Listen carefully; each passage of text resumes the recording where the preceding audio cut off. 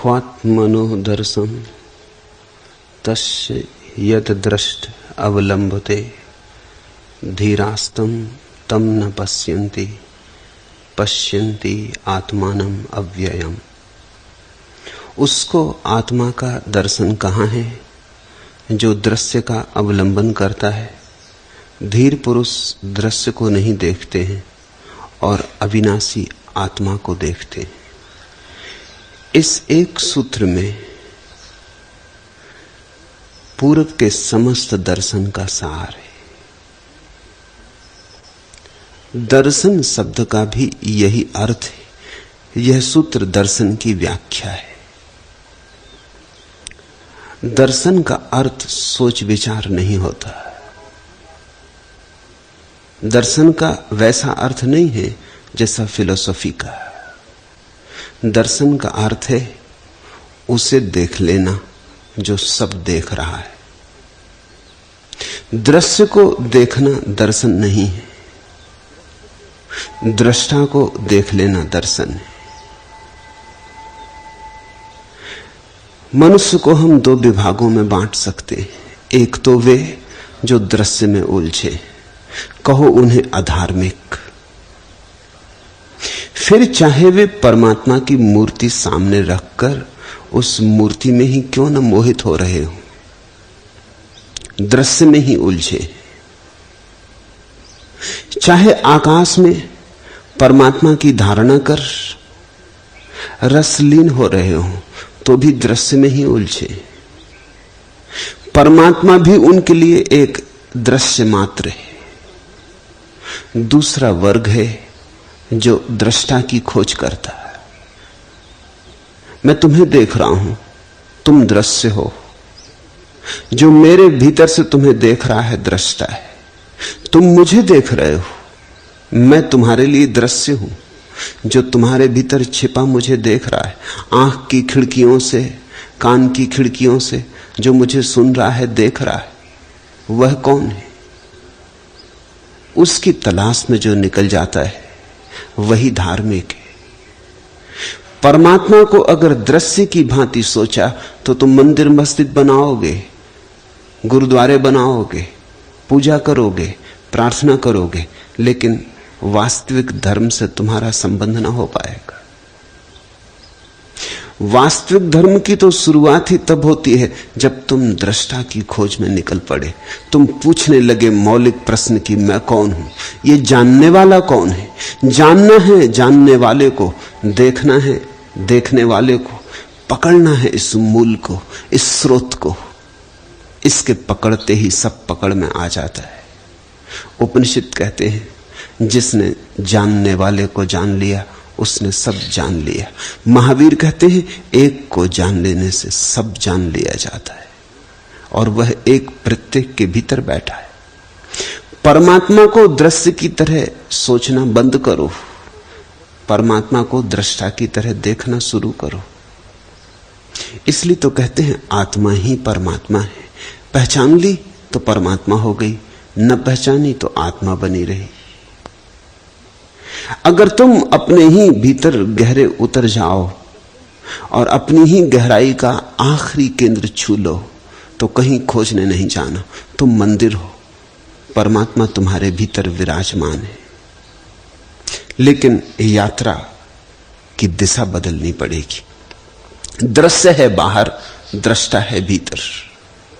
दृश्य है पर, दृष्टा है स्व। दृश्य को देखना हो तो आंख खोलकर देखना पड़ता है, दृष्टा को देखना हो तो आंख बंद कर लेनी पड़ती है। दृश्य को देखना हो तो विचार की तरंगें सहयोगी होती हैं और दृष्टा को देखना हो तो निर्विचार अकंप दशा चाहिए। दृश्य को देखना हो तो मन उपाय है और दृष्टा को देखना हो तो ध्यान। ध्यान का अर्थ है मन से मुक्ति, मन का अर्थ है ध्यान से मुक्ति। जिसने ध्यान खोया वो मन बना और जिसने मन खोया वो ध्यान बना। जरा सी ही बात है, बाहर न देखकर भीतर देखना। सूफी फकीर औरत हुई राबिया, अनूठी औरत हुई राबिया। जमीन पर बहुत कम वैसी औरतें हुई,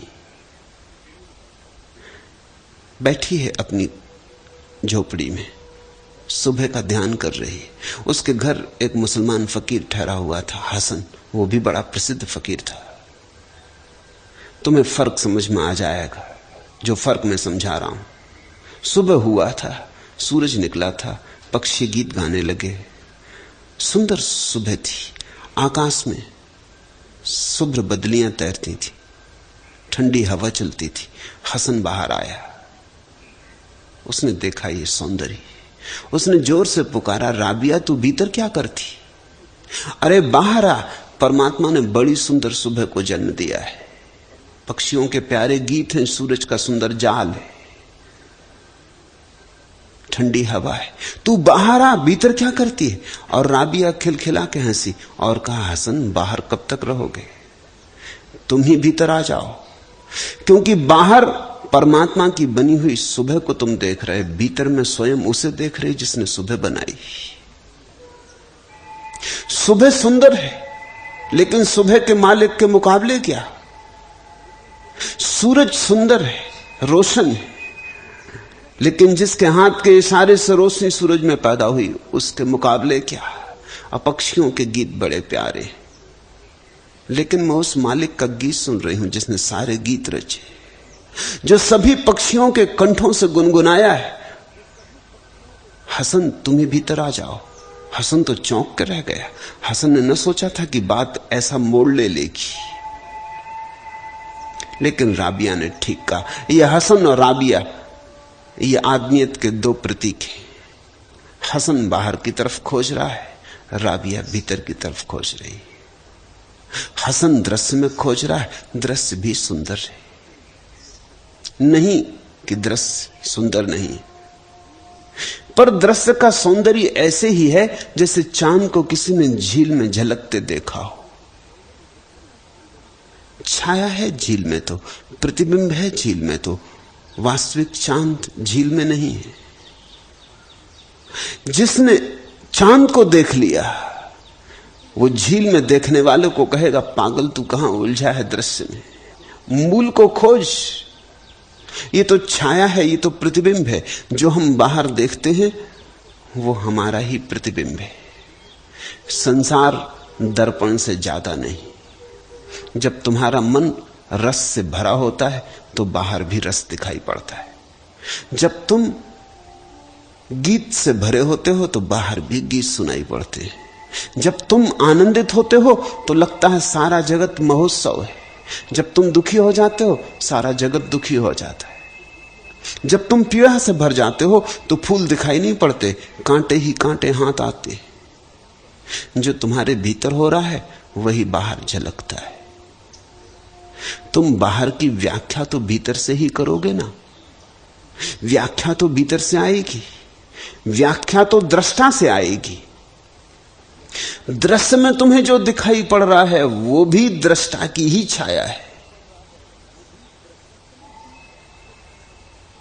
एक कवि इस बगीचे में आ जाए और एक संगीतज्ञ इस बगीचे में आ जाए और एक चित्रकार इस बगीचे में आ जाए और एक दुकानदार इस बगीचे में आ जाए और एक लकड़हारा इस बगीचे में आ जाए, सभी एक ही बगीचे में दिखाई पड़ते हैं लेकिन एक ही बगीचे में होंगे नहीं। लकड़हारा सोचता होगा कौन कौन से वृक्ष काट डाले जाएं, कौन सी लकड़ी बिक सकेगी, कौन सी लकड़ी फर्नीचर बन सकेगी, कौन सी लकड़ी जलाऊ हो सकेगी। शायद दुकानदार को वृक्ष दिखाई ही न पड़े, या इतना ही दिखाई पड़े कि इनके फल बिक जाएं तो कितने दाम हाथ आ सकेंगे। दुकानदार रुपए ही गिनते रहे। कवि को कुछ और दिखाई पड़ेगा, फूल दिखाई पड़ेंगे, फूलों में छाई हुई आभा दिखाई पड़ेगी। कवि के भीतर जैसे बाहर फूल खिले हैं वैसे भीतर गीत फूटने लगेंगे। चित्रकार को रंगों का दर्शन होगा, उसे ऐसे रंग दिखाई पड़ेंगे जो तुम्हें साधारणतः दिखाई नहीं पड़ते। तुम तो जब देखते हो तो सभी वृक्ष हरे मालूम होते हैं। चित्रकार जब देखता है तो एक एक वृक्ष अलग अलग ढंग से हरा मालूम होता है। हरे में भी कितने भेद हैं, हरे में भी कितने हरेपन छिपे। हरे में भी कितने ढंग हैं, सब हरा हरा नहीं है। हरे और हरे में बड़ा फर्क है। वो तो चित्रकार को दिखाई पड़ेगा। जो तुम्हारे भीतर है उसकी छाया तुम्हें बाहर दिखाई पड़ती। और अगर कोई एक संत आ जाए, राबिया आ जाए इस बगीचे में, तो फूल के सौंदर्य को देख के उसकी आंखें बंद हो जाएंगी। फूल का सौंदर्य उसकी आंखों को झपका देगा, क्योंकि फूल के सौंदर्य से उसे परमात्मा के सौंदर्य की याद आ जाएगी। बाहर का सौंदर्य उसे भीतर फेंक देगा, वो आंख बंद कर लेगी। बाहर का फूल तो भूल जाएगा, निमित्त हो गया, भीतर का फूल दिखाई पड़ने लगेगा। बाहर के गीत सुन के राबिया किसी अंतर यात्रा पर निकल जाएगी। बाहर का गीत तो बहुत दूर रह जाएगा। दृश्य, हर दृश्य दृष्टा की खबर लाएगा, लाता ही है। हम अंधे, भीतर की तरफ अंधे, इसलिए हम वस्तुओं में उलझे रह जाते हैं। पहला सूत्र आज का है, क्वात्मनो दर्शनम तस्य यद दृष्ट अवलंबते। उसको आत्मा का दर्शन कहां, कैसे, असंभव है जो दृश्य का अवलंबन करता है। जो दृश्य के पीछे भागा चल रहा है वो अपने से दूर निकलता जाएगा। जैसे जैसे दृश्य के पीछे भागेगा वैसे वैसे अपने केंद्र से च्युत हो जाएगा। दृश्य तो मिलेगा नहीं, क्योंकि दृश्य तो मृग मरीचि का है। वो जो झील में दिखाई पड़ता है चांद, तुम अगर डुबकी लगा लिए झील में चांद को पकड़ने को, तो क्या तुम पा सकोगे? छाया भी खो जाएगी तुम्हारी डुबकी लगाने से, पानी की सतह हिल जाएगी, वो जो प्रतिबिंब बनता था वो भी खंड खंड होकर पूरी झील पे बिखर जाएगा। पूरी झील पे चांदी फैल जाएगी, लेकिन तुम पकड़ ना पाओगे, तुम पगला जाओगे। ऐसे ही तो सारा जगत पागल है। दिखाई पड़ता है दूर क्षितिज पर सौंदर्य, दौड़ते हो तो जब तक मुट्ठी में आता है तब तक सब बिखर जाता है। सुंदर से सुंदर स्त्री तुम्हारे मुट्ठी में आते ही कुरूप हो जाती, सुंदर से सुंदर पुरुष तुम्हारे हाथ में ही आते ही कुरूप हो जाता है। इसलिए तो अपनी स्त्री किसको सुंदर दिखाई पड़ती है,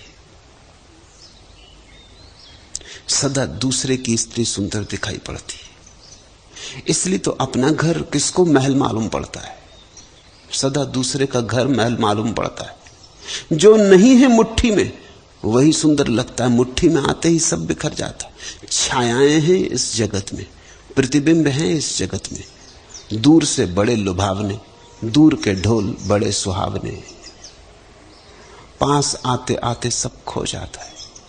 सत्य की परिभाषा है जो पास आने पर और सत्य हो जाए।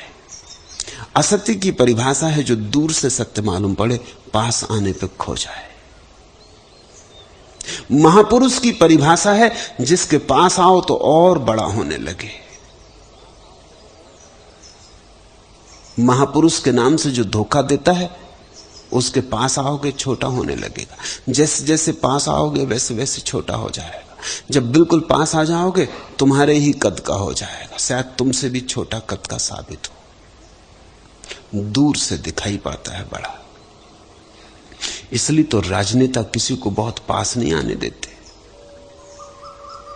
कहते हैं अडोल्फ हिटलर ने किसी से कभी मैत्री नहीं बनाई। एक भी आदमी ऐसा न था जो उसके कंधे पे हाथ रख के मित्र की तरह व्यवहार कर सके। अडोल्फ हिटलर ने कभी किसी स्त्री को इस तरह से प्रेम नहीं किया कि वो करीब आ जाए। अडोल्फ हिटलर के कमरे में कभी कोई नहीं सोया, कोई स्त्री भी नहीं सोई।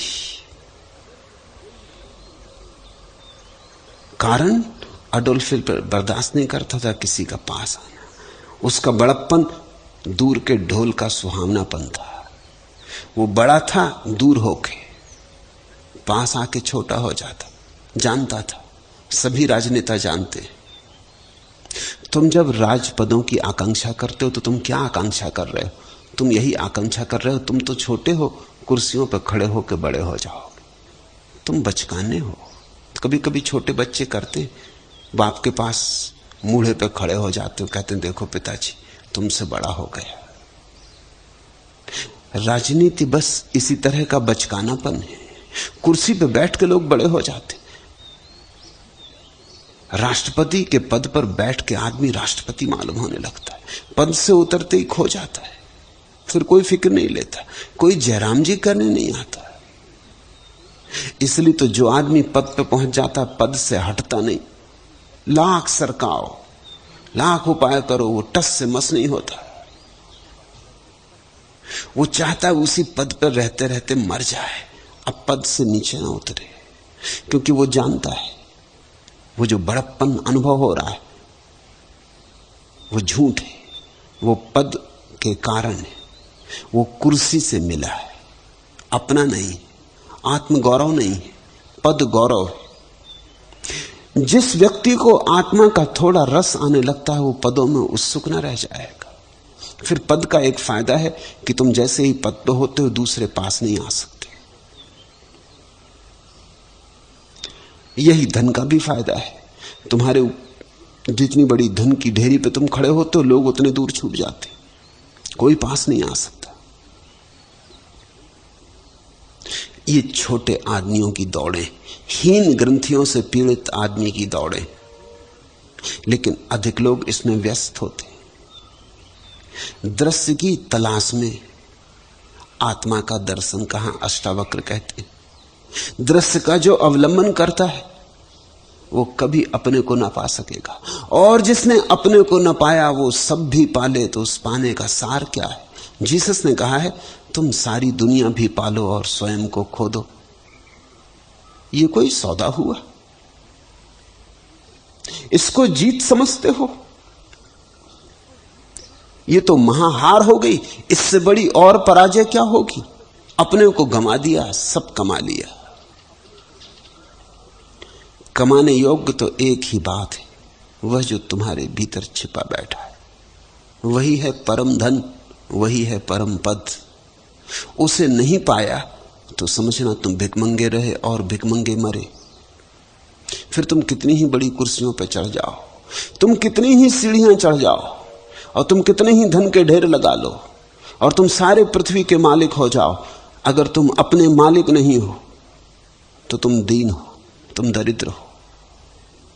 और अगर तुम अपने मालिक हो और तुम्हारे पास कुछ भी ना हो तो भी तुम्हारी समृद्धि अपूर्व है, तुम सम्राट हो। स्वामी राम अपने को बादशाह कहते थे, था तो नहीं उनके पास कुछ भी। बोलते थे तो भी वो अपने को राम बादशाह ही कहते थे कि आज सुबह राम बादशाह घूमने गया तो वृक्ष झुक झुक के सलाम बजाने लगे। आज रात राम बादशाह जा रहा था तो चांद तारे परिक्रमा करने लगे। इस देश में तो ऐसी बात चलती है, इस देश में कोई इसमें अड़चन नहीं लेता, हम इसके आदी। लेकिन जब अमेरिका गए तो लोगों को यह बात न जची। लोगों ने कहा आप कह क्या रहे हैं, क्योंकि अमेरिका में तो ये पागलपन का लक्षण हो जाए। चांद तारे और आपका चक्कर लगाने लगे और वृक्ष झुक झुक के सलाम बजाने लगे, होश में हैं, और आप अपने को राम बादशाह कहते हैं, और दो लंगोटी आपके पास है। और राम बादशाह ने कहा इसीलिए तो कहता हूं कि मैं बादशाह हूं, क्योंकि मेरे पास ऐसा कुछ भी नहीं है जो छीना जा सके, और मेरे पास ऐसा कुछ भी नहीं है जो मौत मेरे हाथों से छुड़ा लेगी।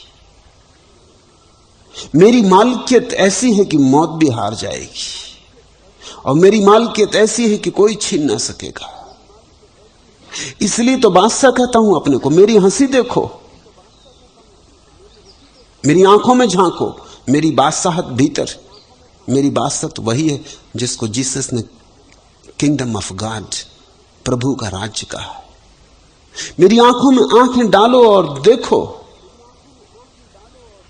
मेरी बादशाहत भीतरी है, मैंने अपने को पा लिया है। इसलिए कहता हूं कि मैं बादशाह हूं, और तुम सब गरीब हो, दीन दरिद्र हो। होंगे करोड़ों रुपए तुम्हारे पास, धन वैभव होगा, लेकिन फिर भी मैं तुमसे कहता हूं तुम दीन दरिद्र हो। इन्हीं अमीरों के लिए जिनके पास बाहर का सब कुछ है और भीतर का कुछ नहीं, जीसस का प्रसिद्ध वचन, सुई के छेद से भी ऊंट निकल सकता है, लेकिन ए अमीर लोगों, तुम प्रभु के राज्य में प्रवेश ना पा सकोगे। सुई के छेद से ऊंट भी निकल सकता है, यह असंभव है। सुई के छेद से कैसे ऊंट निकलेगा? लेकिन जीसस कहते हैं यह असंभव भी शायद किसी तरकीब से संभव हो जाए, सुई के छेद से भी ऊंट निकल जाए। लेकिन ए अमीर लोगों, तुम प्रभु के राज्य में प्रवेश ना पा सकोगे। कारण कि तुम अमीर ही नहीं हो, कारण कि तुम तो अत्यंत दीन हो, अत्यंत दरिद्र हो। तुम्हारे भीतर तो कुछ भी नहीं, खालीपन, सूखा सूखा मरुस्थल, एक भी मरुद्यान नहीं तुम्हारे भीतर। तुम भीतर तो कोरे कोरे, तुमने तो भीतर की संपदा जगाई ही नहीं। दृश्य के पीछे जो भागता रहेगा, दृश्य तो मिलेंगे ही नहीं, वो दृष्टा खो जाएगा। ये दौड़ बड़ी महंगी,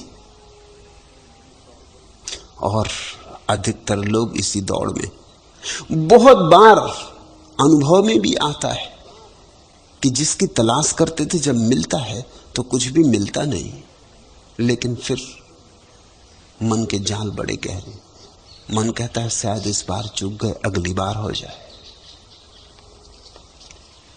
फिर वासनाएं आ जाती हैं, फिर नए प्रलोभन आ जाते, फिर आ गए राजाधिराज, चाबुक घुमाते, सफेद घोड़े दौड़ाते, सूरज का मुकुट झिलमिलाते।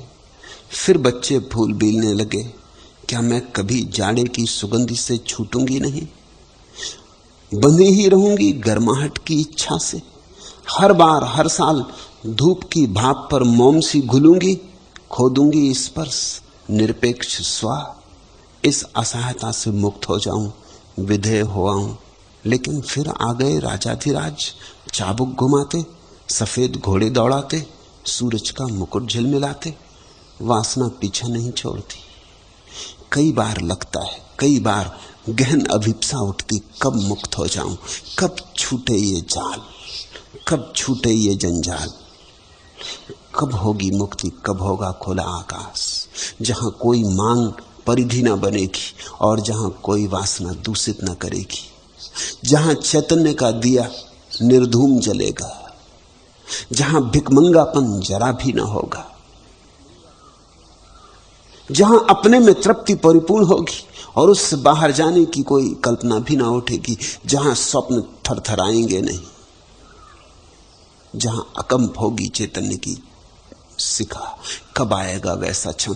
ऐसा बहुत बार बोध भी आता, लेकिन फिर आ जाते वासना के घोड़े दौड़ाते, फिर आ गए राजाधिराज, चाबुक घुमाते, फिर पकड़ लेता मन, फिर कोई कहता है एक बार और, थोड़ा और दौड़ लो। तॉलस्टॉय की बड़ी प्रसिद्ध कहानी, कितनी जमीन एक आदमी को जरूरी है। एक सन्यासी, एक घुमक्कड़, एक साधारण सुखी परिवार में ठहरा। साधारण सुखी परिवार, खाता पीता मस्त था, सीधे साधे लोग थे। लेकिन इस घुमक्कड़ ने रात को कहा कि तुम क्या कर रहे हो यहां, तुम जिंदगी भर इसी छोटी सी जमीन में खेती बाड़ी करते रहोगे, कभी अमीर ना हो पाओगे।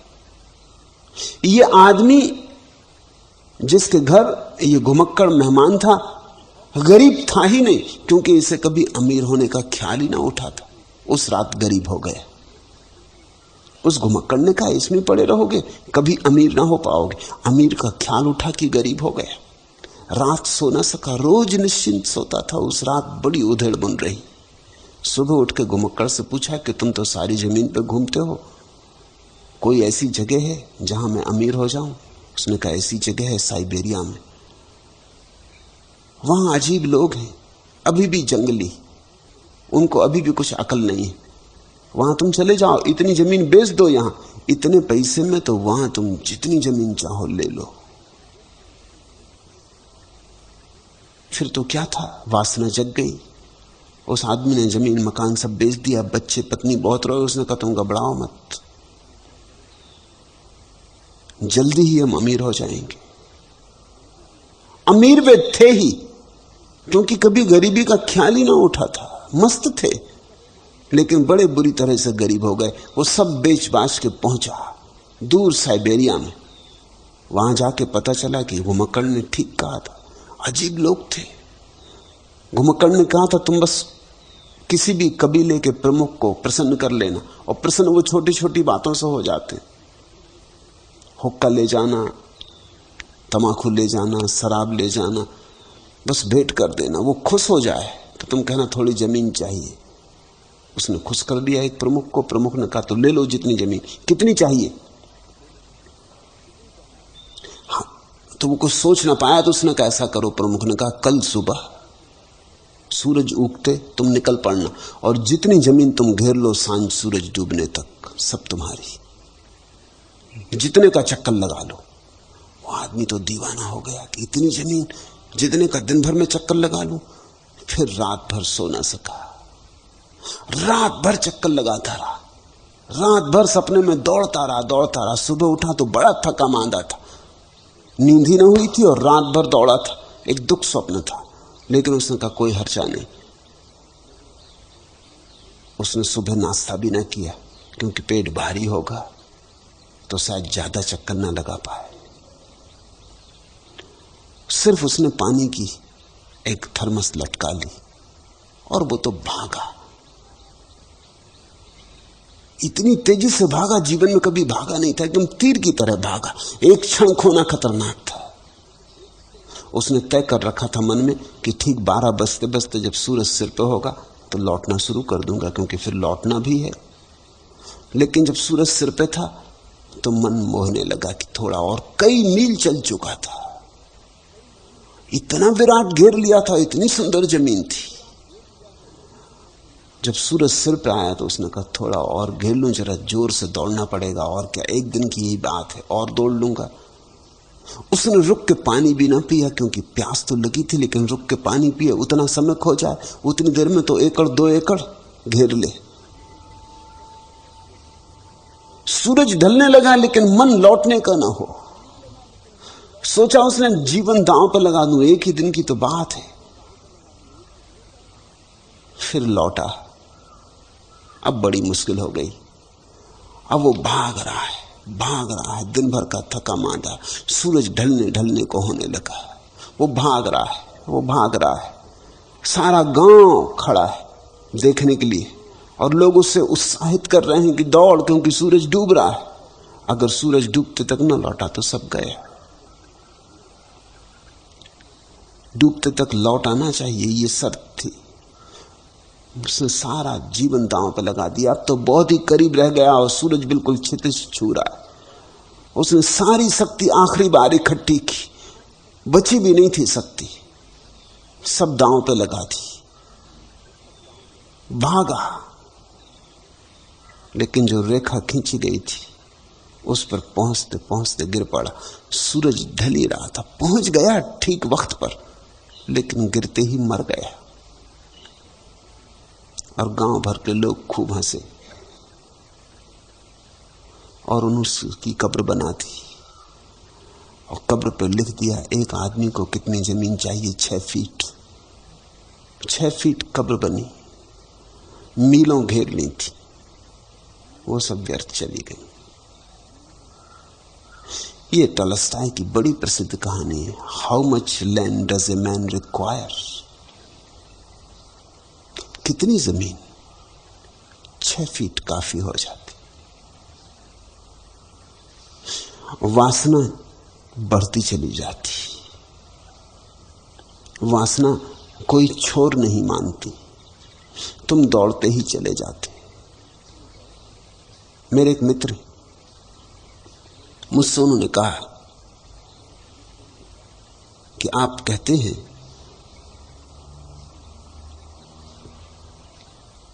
कि आदमी को अंतिम समय में प्रभु में ध्यान लगा देना चाहिए। तो उनकी उम्र है कोई 60 साल। तो मैंने कहा अब अंतिम समय तो आ ही गया, अब और क्या राह देख रहे हैं? उन्होंने कहा कि बस ऐसा करें, 5 साल का मुझे और वक्त दें।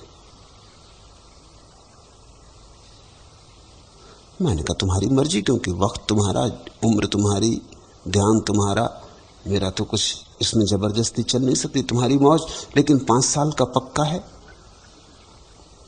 कि बचोगे? वो हंसने लगे। वो कहते हैं आप भी कैसी बात करते हैं, आपके आशीर्वाद से बचेंगे, क्यों नहीं बचेंगे? मेरे आशीर्वाद से तुम्हारा क्या लेना देना? न मेरे आशीर्वाद से तुम पैदा हुए, न मेरे आशीर्वाद से तुम जी रहे हो, न मेरे आशीर्वाद से बचोगे। इन धोखों में मत पड़ो। वो जरा दुखी भी हो गया, कहने लगे ऐसी बात तो नहीं कहनी चाहिए, आप तो कम से कम आशीर्वाद दें। मैंने कहा कि मुझे आशीर्वाद देने में कुछ खर्च नहीं लगता, इसलिए तो साधु महात्मा आशीर्वाद देते हैं, कुछ हर्ज ही नहीं है। आशीर्वाद देने मेरा क्या बिगड़ता है, आशीर्वाद लो। लेकिन 5 साल में पक्का है, अगर बच गए तो फिर? उन्होंने कहा फिर तो संन्यास ले लेना, सब बंद कर दूंगा। हो गया, 5 साल भी पूरे हो गए। जब मैं दोबारा उनके घर मेहमान हुआ तो वो बड़े बेचैन थे, वो अकेले मेरे पास न बैठे, इधर उधर घूमे। मैंने कहा कि घूमने से क्या होगा, 5 साल पूरे हो गए। आप कहते तो ठीक है, 5 साल का और वक्त देते। तो मैंने उन्हें टॉलस्टॉय की एक कहानी सुनाई, how much land does a man require. तो तुम कहे थे 65 साल, अब बदलते हो? नहीं, वो कहने लगे बदलता नहीं हूं, अपनी बात पे रहूंगा, लेकिन कई काम उलझे पड़े हैं, धंधे अधूरे पड़े हैं, बच्चे यूनिवर्सिटी में हैं, आते हैं, उलझने हैं, सब इनको निपटा लूं। 5 साल में मैंने कहा उलझने निपट जाएंगी, क्योंकि उलझने किसी की कभी नहीं निपटी। 5 साल तो क्या, 50 साल और जियो तो भी ना निपटेंगी, क्योंकि 5 साल में उलझने निपटाओगे तो जरूर, लेकिन नई उलझने खड़ी भी तो करोगे। उन्होंने कहा कि नहीं, इस बार बिल्कुल पक्का कहता हूं, कहो तो लिख के दे दो। मैंने कहा आप लिख के ही दे दो। तो डरने लगे, कहा नहीं आप भी क्या बात करते, बात कह दी, लिखना क्या? मैंने कहा तुम लिख ही दो।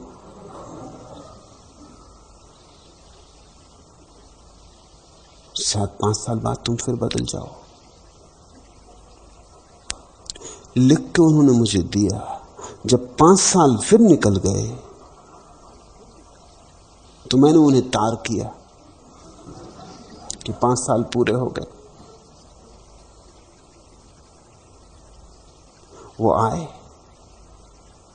और कहने लगे क्षमा कर, ये मुझसे ना हो सकेगा, और अब आपसे दोबारा 5 साल मांगू इसकी भी हिम्मत नहीं पड़ती, लेकिन ये मुझसे हो ना सकेगा। मैंने कहा मरोगे या नहीं मरोगे? मरते वक्त क्या करोगे? मौत द्वार पर खड़ी हो जाएगी, मुझे तो तुम कहते हो कि नहीं हो सकेगा, मौत से क्या कहोगे? वो कहने लगे कौन आज मरा जाता हूं, जब आएगी मौत तब देख लेंगे। ऐसे आदमी सरकाता चलता, ऐसे आदमी हटाता चलता। जीवन ऐसे रत्ती रत्ती हाथ से रिक्त होता जाता, एक एक बूंद टपकती है इस गागर से, और गागर खाली होती जा रही। और तुम कहते हो कल, और तुम कहते हो परसों। दृश्य के पीछे दौड़ते रहो, कभी कोई सुख संभव नहीं है। जागते में जागता भागता हूं, अंधेरी गुफा में खोजता हुआ दरार, चौड़ाने को, झांकने को पार, जागने को। ये तुम जिसको जागरण कहते हो, ये जागरण नहीं है। जागते में जागता भागता हूं, अंधेरी गुफा में खोजता हुआ दरार, चौड़ाने को, झांकने को पार, जागने को। तुम अभी जागे कहां? अभी तो अंधेरी गुफा में दौड़ रहे। अभी तो तुम दरार ही खोज रहे हो कि कहीं से दरार मिल जाए, थोड़ी रोशनी मिल जाए, थोड़ा सुख मिल जाए। अभी तो तुम चेष्टा कर रहे हो कि थोड़ा कहीं से द्वार मिल जाए तो जाग जाऊं। ये तुम्हारा जागरण वास्तविक जागरण नहीं। जागता तो वही है जो भीतर की तरफ चलता है। बाहर की तरफ चलने वाला आदमी तो सोता ही चला जाता। दरार मिलेगी नहीं, दरार होगी तो भी खो जाएगी। और ये अंधेरी गुफा और बड़ी हो जाएगी। ऐसे तो कभी सूरज मिला ही नहीं। बाहर चल के तो आदमी अंधेरे और अंधेरे में चला गया है। बाहर अंधेरा है, भीतर रोशनी, भीतर है ज्योतिपुंज, भीतर अहिर्निश जल रहा है दिया। और तुम कहां भटक रहे? जो देखा सपना था, अनदेखा अपना था। जो जो तुमने देखा है सब सपना है, दृश्य मात्र सपना है। यही तो पूर्व की अपूर्व धारणा है माया की। माया का अर्थ है जो देखा सपना था, अनदेखा अपना था। बस एक चीज अनदेखी है, वो तुम स्वयं हो। उसको तुमने कभी नहीं देखा, और तो तुमने सब देख डाला, सारा संसार देख डाला। दूसरे तो तुमने खूब देख लिए। एक चीज अनदेखी रह गई, तुम्हारा स्वयं का स्वरूप। अष्टावक्र कहते, धीरस्तम तम न पश्यन्ति पश्यन्ति आत्मानम अव्ययम। धीर पुरुष दृश्य को नहीं देखते, अविनाशी आत्मा को देखते। और जिसने इस अविनाशी अव्यय आत्मा को देख लिया, उसने दृश्यों का दृश्य देख लिया। जो पाने योग्य था पा लिया, जो सार था उसके हाथ आ गया, जो असार था उसने छोड़ दिया।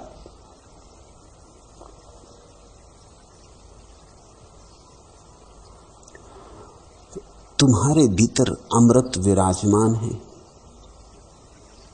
जिसके लिए तुम तरस रहे हो वह तुम्हारे भीतर छिपा पड़ा है। जिस धन को तुम खोजने निकले हो,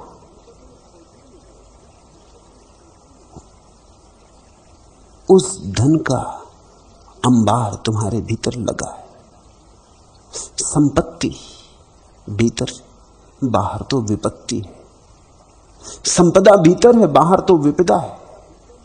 उलझन बढ़ती है, कटती नहीं। समस्याएं गहरी होती हैं, हल नहीं होती। समाधि और समाधान तो भीतर है, बाहर तो सिर्फ समस्याओं का जाल फैलता चला जाता। एक समस्या में से 10 समस्याओं के अंकुर निकल आते। एक उलझन को सुलझाने चलो, 10 उलझनें खड़ी हो जाती। फिर इनको ही सुलझाते उलझाते जीवन बीतता। एक दिन मौत द्वार पर खड़ी आ जाती, और तब एक क्षण का भी समय नहीं मिलता। तुम फिर लाख सिर पटको कि थोड़ा और समय मुझे मिल जाए, जरा सा भी समय मिल जाए, 24 घंटे का समय मिल जाए, जरा ध्यान कर लूं। सदा टालता रहा, लेकिन फिर एक क्षण भी नहीं मिलता। और आश्चर्य की बात तो यही है कि इतनी अपूर्व राशि को तुम लिए चलते हो। बुद्ध कहते, कृष्ण कहते, क्राइस्ट कहते, नानक, कबीर, दादू कहते, सारे जगत के रहस्यमय पुरुष, सारे जगत के संत एक ही बात कहते कि तुम्हारे भीतर अपरंपार संपदा पड़ी, प्रभु का राज तुम्हारे भीतर।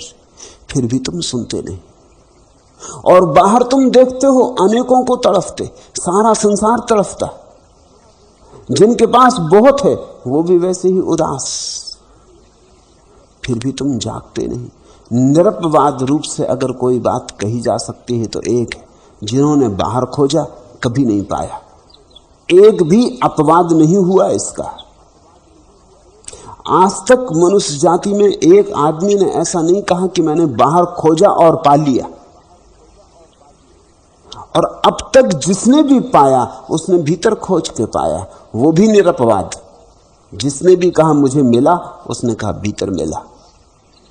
ये सत्य के दो पहलू हैं, एक ही सत्य के। बाहर कभी किसी को नहीं मिला, अनंत अनंत लोगों ने खोजा, और जिन थोड़े से लोगों को मिला उन्हें भीतर खोज के मिला। और क्या प्रमाण चाहते हो? धर्म निरपवाद विज्ञान है इस अर्थ में। एक भी बार इसमें चूक नहीं हुई।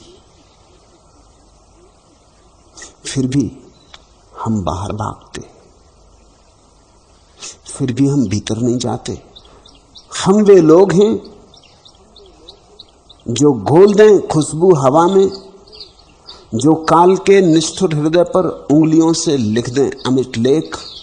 हम वे लोग हैं जो मौत की ठंडी उंगलियों में भर दें जिंदगी के गीत।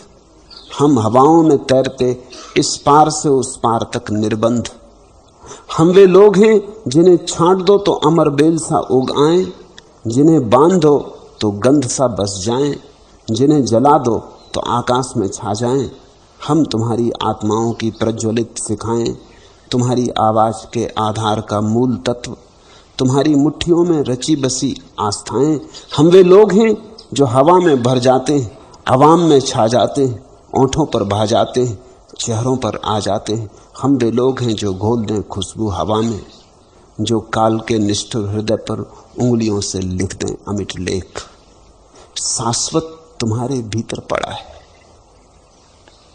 तुम अमर बेल हो। कितने बार जन्मे, कितने बार मरे, फिर भी मिटे नहीं। मिटना तुम्हारा स्वभाव नहीं। अव्यय, तुम कभी व्यतीत नहीं होते, तुम्हारा कभी व्यय नहीं होता। अमृत, तुम कितने ही भागते रहे हो जन्मों जन्मों में, फिर भी तुम्हारी संपदा अक्षुण तुम्हारे भीतर पड़ी है। जिस दिन जागोगे उसी दिन स्वामी हो जाओगे, जागते ही स्वामी और सम्राट हो जाओगे। घोषणा भर करनी है। अष्टावक्र की महिमा यही है कि वो तुमसे यही कह रहे हैं कि कुछ करना नहीं है, सिर्फ जरा आंख का कोण बदलना, देखना और घोषणा करनी। तुम्हारे भीतर से सिंहनाद हो जाएगा। जो हठपूर्वक चित्त का निरोध करता है, उस अज्ञानी को कहां चित्त का निरोध है। स्वयं में रमण करने वाले धीर पुरुष के लिए यह चित्त का निरोध स्वाभाविक है। यह सूत्र अत्यंत आधारभूत, ध्यानपूर्वक समझना। क्वा निरोधो विमूढ़स्य यो निर्बंधम करोति वै, स्वारामस्वैव धीरस्य सर्वदा असो अकृत्रिमः।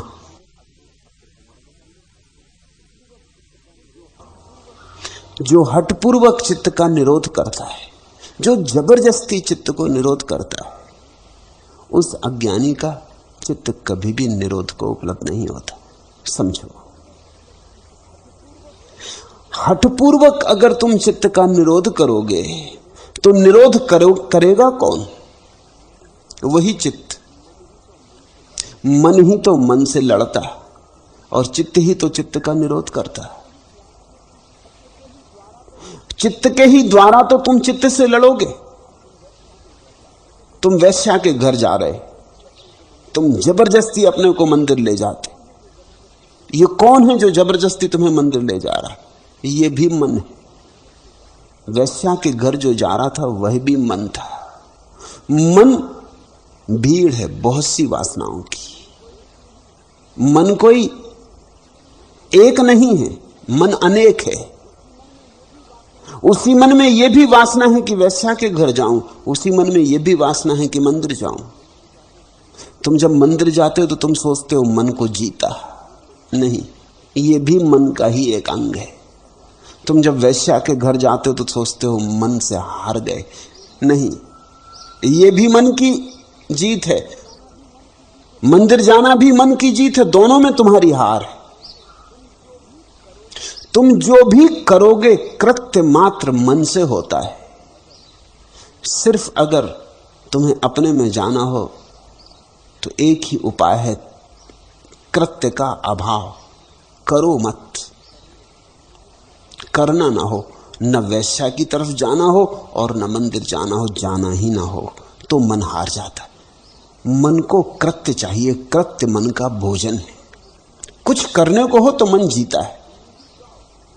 फिल्मी गीत गाओ, मन को कोई अड़चन नहीं। भजन गुनगुनाओ, मन को कोई अड़चन नहीं। वो कहता चलो यही कर लेंगे, लेकिन कुछ कर लेंगे।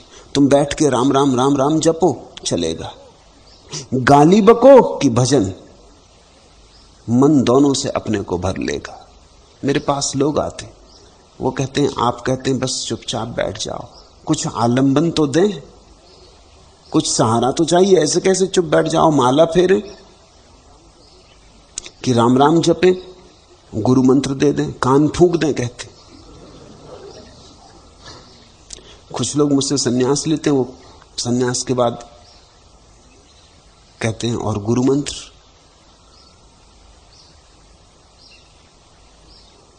सहारा तो चाहिए। जब तक सहारा है तब तक मन रहेगा। सहारा मन को ही चाहिए। आत्मा को किसी सहारे की जरूरत नहीं। मन लंगड़ा है, इसको बैसाखियां चाहिए। तुम वैसाखी किस रंग की चुनते हो इससे कुछ फर्क नहीं पड़ता। मन को कुछ उपद्रव चाहिए, व्यस्तता चाहिए, ऑक्यूपेशन चाहिए। किसी बात में उलझा रहे, माले ही फेरता रहे तो भी चलेगा। रुपयों की गिनती करता रहे तो भी चलेगा। काम से घिरा रहे तो भी चलेगा। राम नाम की चदरिया ओढ़ ले, राम राम बैठ के गुनगुनाता रहे तो भी चलेगा। लेकिन कुछ काम चाहिए, कुछ कृत्य चाहिए। कोई भी कृत्य दे दो, हर कृत्य की नाव पर मन यात्रा करेगा और संसार में प्रवेश कर जाएगा। कृत्य की नाव मत दो, बस मन गया। बैठे रहो, मन बहुत मांग करेगा, बहुत छीना झपटी करेगा। सदा तुमने दिया है, आज अचानक न दोगे तो मन एकदम से नहीं चुप हो जाएगा। लेकिन तुम बैठे रहो, तुम कहो कि अब तय कर लिया, अब कृत्य नहीं करेंगे, कुछ भी नहीं करेंगे, एक घड़ी बैठे ही रहेंगे, लेटे ही रहेंगे, खाली रहेंगे। सो मत जाना, क्योंकि मन वही सुझाव देगा। वो कहता तो फिर क्या पड़े खाली खाली, सो ही जाओ, कम से कम इतना ही करो। सोना भी कृत्य है।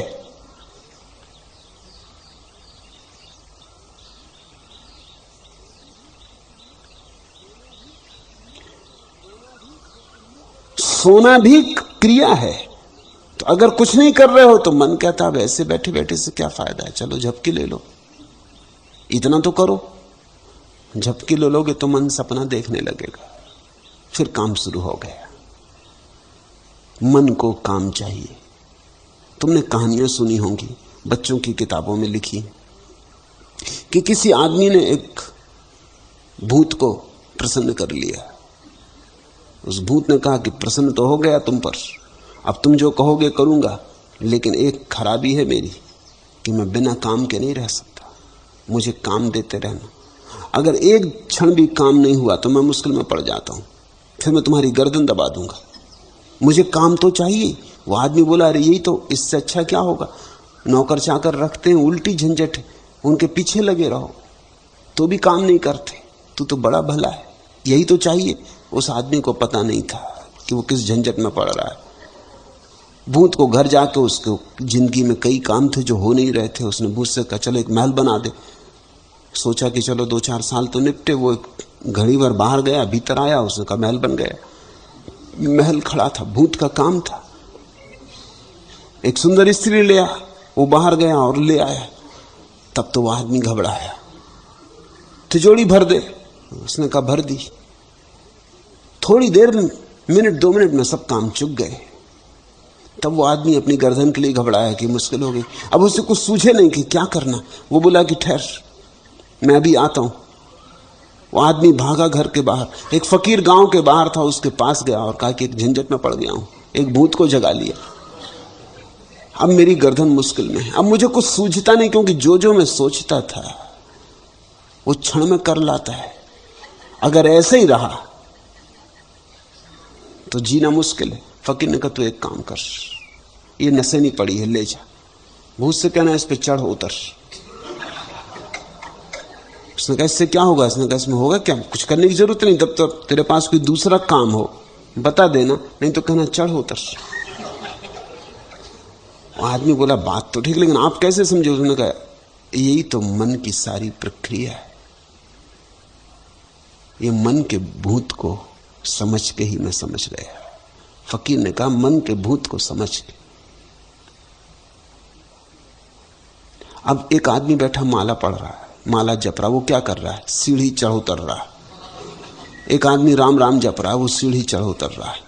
लगा दी सीढ़ी उसने जाके, भूत से उसने कहा तू चढ़ उतर। जब चढ़ जाए तो उतर, जब उतर जाए तो चढ़। तब से भूत चढ़ उतर रहा है, आदमी निश्चिंत। मन काम चाहता है, मन भूत है।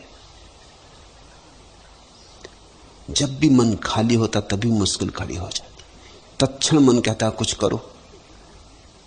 छुट्टी के दिन भी छुट्टी कहां? तुमने देखा, छुट्टी के दिन और झंझट हो जाती। रोज का काम होता नहीं, दफ्तर गए नहीं, दुकान गए नहीं, अब छुट्टी, अब क्या करना? तो कोई अपनी कार खोल के बैठ जाता, उसी की सफाई करने लगा ली नसेनी। कोई रेडियो खोल के बैठ जाता, उसी को सुधारने लगता। वो सुधरे ही हुआ था। कुछ ना कुछ करो, या चले पिकनिक को चले। 150 मील कार दौड़ाई, पहुंचे, भागे, फिर वापस लौटे। कहते हैं कि लोग छुट्टी के दिन इतने थक जाते हैं जितने काम के दिन नहीं थकते। खाली बैठ नहीं सकते। छुट्टी का मतलब है खाली बैठो, लेकिन खाली बैठना संभव कहां है? खाली बैठना तो केवल ध्यान ही को संभव है। और जिसको ध्यान आता है वो तो काम करते भी खाली होता है, इस बात को समझ लेना। और जिसको ध्यान नहीं आता वो खाली बैठा भी सीढ़ियां चढ़ता उतरता है। और जिसको ध्यान आता है वो काम करते हुए भी खाली होता है। खाली होना चैतन्य का स्वभाव है। मन को सहारा चाहिए। जो हठपूर्वक चित्त का निरोध करता है उस अज्ञानी को चित्त का निरोध का। हठ कौन करेगा? आग्रह कौन करेगा? जबरदस्ती कौन करेगा? हिंसा कौन करेगा अपने ही ऊपर? ये उपवास करने वाले, जप तप करने वाले, शीर्षासन करने वाले, धूनी लगाए बैठे हुए लोग, ये कौन कर रहा है? सब ये मन ही कर रहा है। अष्टावक्र के आधारभूत इस सूत्र को ख्याल में लेना। क्वा निरोधो विमूढ़स्य यो निर्बंधम करोति वही। कितना ही करो, कुछ भी करो, मूढ़ व्यक्ति चित्त के निरोध को उपलब्ध नहीं होता। इसलिए नहीं कि वो चित्त का निरोध नहीं करता, चित्त का निरोध करता है इसीलिए मुक्त नहीं होता। फिर मुक्ति का उपाय क्या है? स्वयं में रमण करने वाले धीर पुरुष के लिए यह चित्त का निरोध स्वाभाविक है। चित्त का निरोध करना नहीं होता। आत्म रमण, आत्म रस में विभोरता, चित्त निरुद्ध हो जाता। चित्त का निरोध सहज हो जाता है, अपने से हो जाता है। चित्त का निरोध परिणाम है। तुमने भी ख्याल किया होगा, जब भी तुम आनंदित होते हो, क्षण भर को ही सही, उसी क्षण चित्त का निरोध हो जाता है। रात देखा, आकाश में निकला चांद, और क्षण भर को तुम आनंदित हो गए। उस क्षण में चित्त निरुद्ध हो जाता है, विचार बंद हो जाते। आनंद में कहां विचार को सुविधा? जहां आनंद है वहां विचार कैसे बचेगा? विचार तो दुख में ही होता है। संगीत सुन रहे थे, डोल गए, मस्त हो गए, एक भीतरी शराब पैदा हो गई। तब कहां मन? तब क्षण भर को मन अपने आप अवरुद्ध हो गया। इधर तुम मुझे सुन रहे हो, मुझसे अनेक लोग आते, मैं उनसे पूछता हूं कि कौन सा ध्यान सबसे ज्यादा ठीक लगता। वो कहते हैं सुबह आपका बोलना। मैं कहता बोलना क्यों? वो कहते हैं बोलते बोलते चित्त निरुद्ध हो जाता है। आपको सुनते सुनते, आप बोलते उधर, इधर हम सुनते, मन ठहर जाता। ठीक कहते हैं। अगर शांति से सुना, अगर मुझसे विवाद न रखा, संवाद किया, मेरे साथ चले, मेरे हाथ में हाथ ले लिया, बाधा न डाली, सहयोग किया, जिस दिशा में ले चला उस दिशा में चलने लगे, बहने लगे, चित्त निरुद्ध हो जाता है। एक क्षण को जब सुनना प्रगाढ़ होता है, तब कहां चित्त, कहां मन, सब खो गया। उस क्षण तुम आत्मा में होते हो। इसलिए महावीर ने तो यहां तक कहा है कि अगर कोई सम्यक श्रवण को जान ले, ठीक ठीक श्रावक हो जाए, तो वहीं से मोक्ष का द्वार खुल जाता है। महावीर ने कहा 4 तीर्थ हैं, श्रावक, श्राविका, साधु, साध्वी, जिनसे आदमी मोक्ष जाता है। लेकिन तुम ख्याल रखना, साधुओं ने बड़े उल्टे अर्थ किए इसके। अब महावीर कहते हैं 4 तीर्थ हैं। तीर्थ का अर्थ होता है जिस घाट से उतरा जा सकता है। लेकिन साधुओं से पूछो, साधु ये नहीं कहते कि श्रावक मोक्ष जा सकता है, वो तो कहते साधु हुए बिना कैसे जाओगे। और महावीर ने 4 तीर्थों का निर्माण किया। और श्रावक को साधु नमस्कार नहीं करता है, क्योंकि श्रावक को कैसे नमस्कार करे। साधु श्रावक का नमस्कार लेता और आशीर्वाद देता, लेकिन नमस्कार नहीं करता। साधु अपने को ऊपर मानता है। असलियत उल्टी है। मेरे देखे, और अगर कहीं तुम्हें महावीर मिल जाए तो उनसे भी पूछ लेना, वे भी तुमसे यही कहेंगे। साधु द्वयम है, नंबर 2 है, श्रावक प्रथम है। असल में अगर श्रावक पूरी तरह से सुनने में समर्थ हो गया तो साधु होने की जरूरत नहीं, श्रवण काफी। अगर श्रवण पूरा ना हो पाया तो फिर साधना की जरूरत है। इस बात को ख्याल में लेना। साधु यानी साधना, कुछ करना पड़ेगा। सुनने से नहीं हो सका, इतनी बुद्धि ना थी कि सुनने मात्र से हो जाता। सुनने के लिए प्रगाढ़ प्रतिभा चाहिए। जिनका सुनने से ही नहीं हो पाता उनको फिर कुछ कृत्य करना पड़ता। उपवास करो, जप करो, तप करो, कुछ करो। जो कमी रह गई बुद्धि की वो कृत्य से पूरी करो। साधु नंबर 2 है। परम अवस्था तो सुन के ही पैदा हो जाती। हां, जिसकी ना हो पाए उसको फिर साधना भी करनी होती।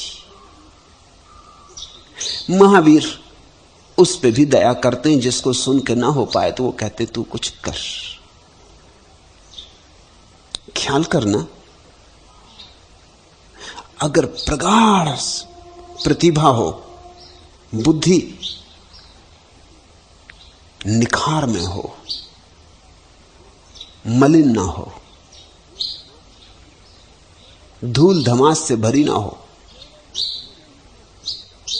होशपूर्वक हो, तो केवल सुन के ही मोक्ष मिल जाता। तुमने किसी सद्गुरु को सुन लिया, हृदय भर के सुन लिया, सब तरह से अपने को हटा के सुन लिया, उस सुनने के क्षण में ही मुक्त हो गए तुम। कुछ और करना ना पड़ेगा। हां, अगर सुन न पाए, सुनने तो गए लेकिन बुद्धि में तुम्हारा जो कूड़ा कचरा है वो भरा रहा, उसकी वजह से सुन न पाए, तो फिर कुछ करना पड़ेगा। श्रावक प्रथम, साधु द्वयम। होना भी ऐसे ही चाहिए। अगर 30 विद्यार्थियों की कक्षा में शिक्षक बोलता है तो तुम सबसे ज्यादा प्रतिभाशाली किसे कहते हो? जो सुन के ही समझ गया। जो सुन के नहीं समझा फिर उसको तख्ते पर लिख लिख के कर कर के समझाना पड़ता है। जो उससे भी नहीं समझा उसको घर पे ट्यूटर भी लगाना पड़ता है। जो उससे भी नहीं समझा वो परीक्षा में उत्तर चोरी करके ले जाता है। मगर प्रतिभा ना हो तो कुछ भी काम नहीं आता, सब गड़बड़ हो जाता। मैं विश्वविद्यालय में शिक्षक था। एक परीक्षा चल रही थी, मैं निरीक्षक था। तो मैं देखा सब तो लिख रहे हैं, एक विद्यार्थी बैठा बड़ा बेचैन है, कुछ लिख नहीं रहा। तो मैं उसके पास गया, मैं चिंतित हो गया। मैंने पूछा कि क्या बात है, कुछ समझ में नहीं आता, उत्तर पकड़ में नहीं आ रहे, प्रश्न समझ में नहीं आ रहे, क्या अड़चन है? तू पसीना पसीना हुआ जा रहा है, कुछ लिख भी नहीं रहा। उसने कहा आपसे क्या छिपाना, उत्तर तो मैं रखे हूं, मगर किस खीसे में किस प्रश्न का उत्तर है ये भूल गए। दोनों खीसे में रखे हैं उत्तर। प्रतिभा ना हो तो खीसे में उत्तर हो तो भी क्या काम आता। रूस में उन्होंने बड़ा ठीक किया है, चोरी का उपाय खत्म कर दिया है। विद्यार्थी किताबें ला सकते, चोरी का कोई उपाय न रहा। विद्यार्थी परीक्षा में अपनी सारी किताबें ला सकते, या बीच परीक्षा में उठ के कॉलेज की लाइब्रेरी में जा सकते और अपना उत्तर खोज सकते। चोरी का कोई उपाय नहीं रहा। और बड़ी हैरानी की बात है, फिर भी बुद्धिमान बुद्धिमान सिद्ध होते, मूढ़ मूढ़ सिद्ध होते, क्योंकि उत्तर भी तो खोजना पड़ेगा। किताबें ले आके क्या करोगे? लाइब्रेरी में भी जाओगे तो आखिर किताब तो खोजनी पड़ेगी, उसमें से उत्तर तो निकालना पड़ेगा, प्रश्न तो समझना पड़ेगा कम से कम पहले, फिर उसका ठीक ठीक उत्तर खोजना होगा। चोरी का उपाय भी खत्म कर दिया उन्होंने और फर्क कुछ भी नहीं पड़ा है। अब भी पता चल जाता है कौन प्रथम कोटि का, कौन द्वितीय कोटि का, कौन तृतीय कोटि का। आज नहीं कल सारी दुनिया में यही होगा। किताबें लाने की आज्ञा दे देनी चाहिए, कोई अड़चन नहीं है। आखिर वो अपनी बुद्धि से ही खोजेगा ना उत्तर, उससे ही पता चल जाएगा कि कैसा उत्तर उसने खोजा, उसकी बुद्धि का ही पता लगाना है। जो सुन के ही समझ ले। बुद्ध कहते थे कुछ घोड़े होते जिनको मारो तब चलते, कुछ घोड़े होते जिनको कोड़ा फटकारो चलते, कुछ घोड़े होते जो कोड़ा हाथ में देख लेते तो चलते, फटकारने की जरूरत नहीं होती, और कुछ घोड़े होते कुलीन वस्तुतः जिनको हम घोड़े कहें, वो कोड़े की छाया देख के भी काफी अपमानित हो जाते। कोड़ा तो दूर, कोड़े की छाया काफी होती, इशारा बहुत होता। एक आदमी बुद्ध के पास आया, उसने बुद्ध के चरण छुए और बुद्ध से उसने कहा, शब्द में मुझे ना कहें, शब्द में बहुत सुन चुका, और चुप रह के भी मुझे मत कहें, क्योंकि चुप को मैं समझ पाऊं ऐसी मेरी अभी सामर्थ्य नहीं। अब तुम कहोगे बड़ी उलझन में डाल दिया होगा बुद्ध को। शब्द में मत कहें क्योंकि शब्द में बहुत सुन चुका, कुछ पकड़ आता नहीं, और चुप रह के भी ना कहें क्योंकि चुप में समझ पाऊं ऐसी मेरी सामर्थ्य कहां। बुद्ध मुस्कुराए, बुद्ध ने आंखें बंद कर ली। वो आदमी भी आंख बंद करके बैठा रहा। घड़ी आधा घड़ी बीती, वो आदमी उठा, उसने बुद्ध के चरण छुए और कहा, धन्यवाद, आपने मार्ग दिखा दिया। वो आदमी चला गया। बुद्ध के पास जो शिष्य बैठे थे वो तो बड़े हैरान हुए, ये हुआ क्या, इन दोनों के बीच घटा क्या। 40 साल से साथ रहने वाला आनंद भी बैठा था। उसने कहा, ये तो हद हो गई, 40 साल से मैं आपके साथ हूं, न तो सुन के समझ आया कि आप जो कहते हैं वो क्या कह रहे हैं, और आपको चुप भी बैठे देखता हूं तो भी समझ में नहीं आता। और इस आदमी को क्या हुआ, ये धन्यवाद दे के चला गया। तो बुद्ध ने कहा, घोड़े कुछ होते मारो तो मुश्किल से चलते, कुछ होते कोड़ा फटकारो चल जाते, कुछ होते कोड़ा देख के ही चल जाते, और कुछ होते जो कोड़े की छाया से ही चल जाते। ये आखिरी किस्म का घोड़ा है, कोड़े की छाया काफी। ये चल पड़ा, इसकी यात्रा शुरू हो गई, ये पहुंचकर रहेगा आनंद। महावीर कहते हैं, अगर सम्यक श्रवण हो तो बस काफी। कृत्य की तो जरूरत तब पड़ती है जब श्रवण से ना हो सके, तो फिर कोड़े मारना पड़ते। उपवास से मारो, आग जला के मारो, ठंड में धूप में खड़े होकर मारो, कांटों पर लेट के मारो, कैसे मारते हो ये अलग बात, लेकिन फिर कोड़े मारने पड़ते। महावीर तो कहते हैं साधु जा सकता, अष्टावक्र और भी ज्यादा शुद्ध है, वो तो कहते हैं साधु जा ही नहीं सकता। तुम इसे समझना, इसलिए तो मैं कहता हूं अष्टावक्र जैसा क्रांतिकारी दृष्टा नहीं हुआ। अष्टावक्र कह रहे हैं, क्वा निरोधो विमूढ़स यो निर्बंधम करोति वही। कितना ही करो निरोध, निरोध से निरोध नहीं होता। कितना ही साधो, साधना से कुछ नहीं सधता है, चेष्टा से कुछ हाथ नहीं आता। स्वयं में रमण करने वाले धीर पुरुष के लिए यह चित्त का निरोध स्वाभाविक है। ये तो उसी को होता है जो केवल समझ इशारे से रूपांतरित हो जाता है, बोध मात्र से, प्रज्ञा मात्र से, और अपने में रमण करने लगता है। तो बैठ जाओ कभी कभी, निरोध की कोई जरूरत नहीं। मन आएगा, मन पुराने जाल फैलाएगा। फिर आ गए राजाधिराज चाबुक घुमाते, आएगा, तुम देखते रहना। लड़ना मत, लड़ने में निरोध है।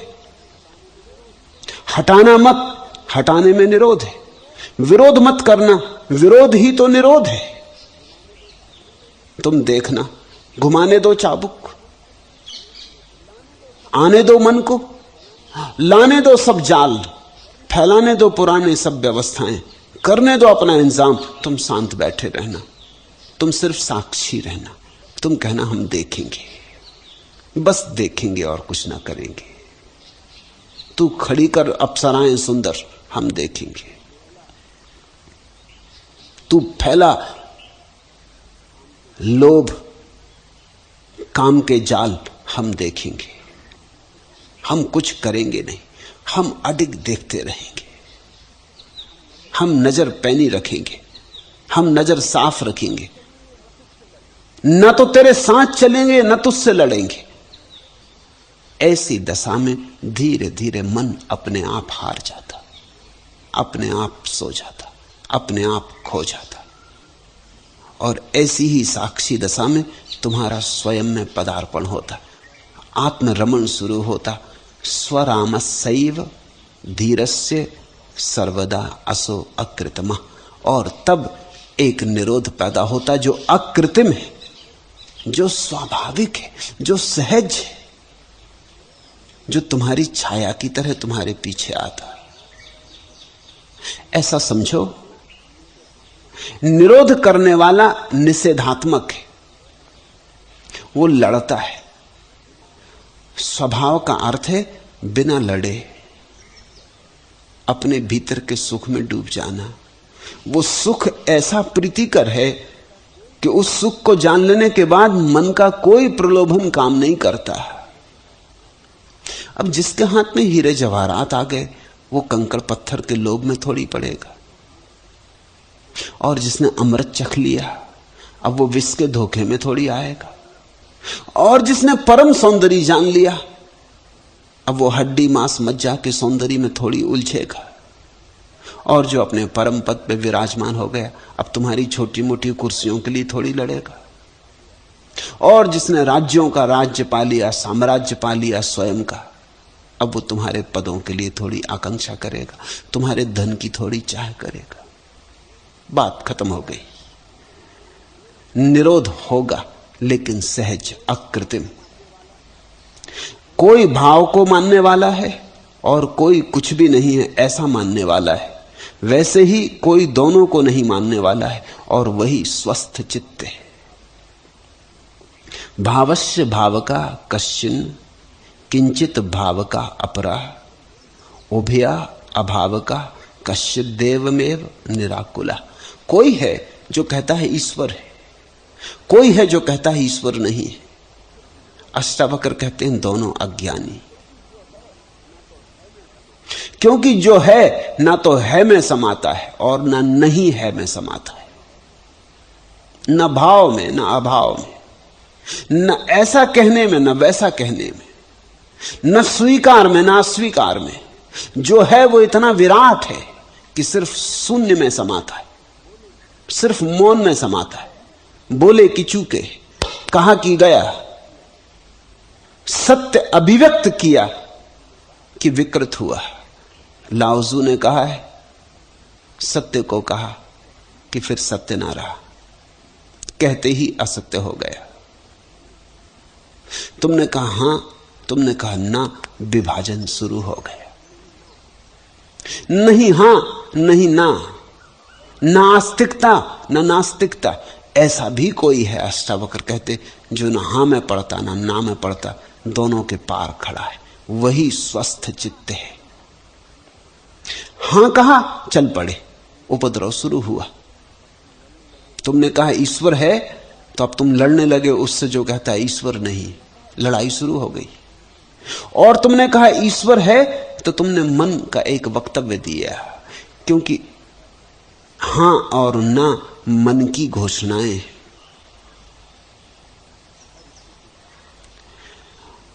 और इससे विवाद पैदा होगा, सिद्धांत, संप्रदाय, शास्त्र पैदा होगा, उलझन शुरू हुई।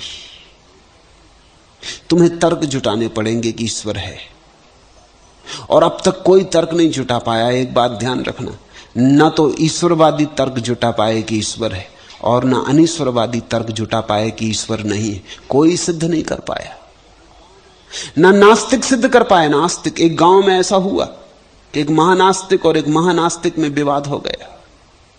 आस्तिक और नास्तिक दोनों महान थे और बड़े प्रकांड विवादी थे। सारा गांव विवाद देखने इकट्ठा हुआ, और सारा गांव खुश भी था कि किसी तरह निपटारा हो जाए, क्योंकि उन दोनों की वजह से गांव भी परेशान था। दोनों के बीच जो कसम कस थी, उसमें गांव के लोग भी पिसे जाते थे, क्योंकि इधर खींचे जाते, उधर खींचे जाते। आस्तिक अपनी तरफ खींच लेता तो नास्तिक अपनी तरफ खींचने की कोशिश करता। ऐसे गांव में दल बदली होती रहती, और गांव में बड़ा विवाद था और झगड़ा फसाद था। गांव पूरा खुश हुआ, उसने कहा ये दोनों निपट लें, कुछ भी तय हो जाए तो हमारी झंझट मिटे। तुम सोचो ना, अगर मुसलमान और हिंदुओं के पंडित पुरोहित निपट लें तो तुम्हारी तो झंझट मिटे, ये मंदिर मस्जिद का झगड़ा तो मिटे। एक बार सारे धर्मगुरु इकट्ठे हो जाएं, फैसला कर लें, विवाद कर लें, जो जीत जाए सो ठीक, तो बाकी दुनिया भर की परेशानी तो कटे। तो गांव के लोग बड़े खुश थे, वो सब इकट्ठे हुए, मगर खुशी ज्यादा देर न टिकी। सुबह होते होते सब गड़बड़ हो गई। गड़बड़ ये हुई, आस्तिक ने ऐसे तर्क दिए कि नास्तिक राजी हो गया, और नास्तिक ने ऐसे तर्क दिए कि आस्तिक राजी हो गया। फिर वही झंझट, आस्तिक नास्तिक हो गया, नास्तिक आस्तिक हो गया, मगर झंझट जारी रही। गांव ने सिर पीट लिया, उसने कहा ये इसका कोई हल नहीं है। इतनी बड़ी बदलाहट हो गई कि आस्तिक नास्तिक हो गया, नास्तिक आस्तिक हो गया, मगर गांव की मुसीबत वही की वही रही। आज तक दुनिया में न तो कोई ईश्वर को सिद्ध कर पाया है और न असिद्ध कर पाया है। जो लड़ते हैं मूढ़ है। आस्तिक भी और नास्तिक भी दोनों मंद बुद्धि है। अष्टावक्र कहते, वैसे ही कोई दोनों को नहीं मानने वाला है, वही स्वस्थ चित्त है, जो कहता है इन झंझटों में मुझे कुछ रस नहीं, हां और ना में मेरा कोई विवाद नहीं, पक्ष और विपक्ष में मैं पड़ता नहीं, मैं अपने में रमा हूं और मेरा रस वहां बह रहा, बस काफी है। मैं अपने में डूबा हूं और मस्त हूं अपनी मस्ती में। मेरा गीत मुझे मिल गया, मेरा नृत्य मुझे मिल गया, मेरी रसधार बह पड़ी। अब कौन पड़ता है इस फिजूल की बकवास में कि ईश्वर है या नहीं, ये नासमझ तय करते रहे। दुर्बुद्धि पुरुष शुद्ध अद्वैत आत्मा की भावना करते हैं, लेकिन मोहवश उसे नहीं जानते हैं, इसलिए जीवन भर सुख रहित है। शुद्ध अद्वयम आत्मानम भावयन्ति कुबुद्धया नतु जानन्ति समोहात यावत जीवन अनिवृता। दुर्बुद्धि पुरुष शुद्ध अद्वैत आत्मा की भावना करते हैं, लेकिन मोहवश उसे नहीं जानते और जीवन भर सुख रहित रहते हैं। तीन बुद्धि की संभावनाएं, बुद्धि, अबुद्धि, कुबुद्धि। जो अबुद्धि में है वो बड़े खतरे में नहीं है, उसकी बुद्धि सोई हुई है, जगाई जा सकती। जो अज्ञानी है वो खतरे में नहीं है, कम से कम विनम्र होगा कि मुझे पता नहीं है, खोज करेगा। कुबुद्धि कौन है? कुबुद्धि वो है जिसे पता नहीं है और जो मानता है कि मुझे पता है। पंडित कुबुद्धि है, शास्त्र का जानने वाला, सूचनाओं को इकट्ठा करने वाला कुबुद्धि। अबुद्धि इतनी बुरी बात नहीं, अबुद्धि से बुद्धि तक जाने में अड़चन नहीं है, कुबुद्धि बड़ी अड़चन में। वो अबुद्धि में है अभी और सोचता है कि बुद्धि में पहुंच गया, ये उसकी कुबुद्धि है। अज्ञानी है और मान लेता है कि ज्ञानी हो गया हूं। बीमार है और सोचता है कि स्वस्थ हूं, इसलिए औषधि भी नहीं लेता और चिकित्सक के पास भी नहीं जाता। जाए क्यों? किस लिए जाए? इसलिए सबसे ज्यादा खतरनाक स्थिति कुबुद्धि की है। और तुम ध्यान रखना, अधिक लोग कुबुद्धि की स्थिति में हैं, इसलिए परमात्मा से मिलन नहीं हो पाता, सत्य की खोज नहीं हो पाती। पहले तो कुबुद्धि को लौटना पड़ता है अबुद्धि में, अबुद्धि से रास्ता जाता है। इसलिए मेरी चेष्टा यहां है कि तुम्हें जो भी आता है वो विस्मरण हो जाए, तुमने जो जो पाठ सीख लिए हैं वो भूल जाएं, तुम्हारा ज्ञान का चोगा उतर जाए, तुम्हारी ये ज्ञान की झूठी परत टूट जाए, तुम्हें स्मरण आ जाए कि तुम्हें पता नहीं।